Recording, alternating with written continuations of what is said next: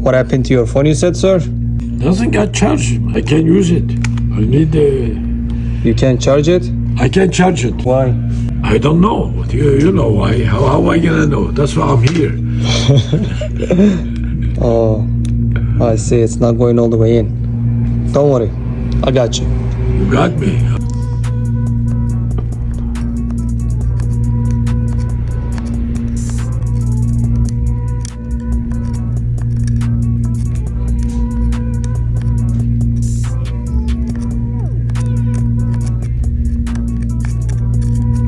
What do you have over there? You tell me, what do you have? I don't know. What? Oh my goodness. Your phone is ready, sir. Oh, thank you very much. Let me charge it. Now it's charging. It's good to go. You is amazing person. Thank you very much. You're welcome. Cost me nothing this. $100. Oh, 100?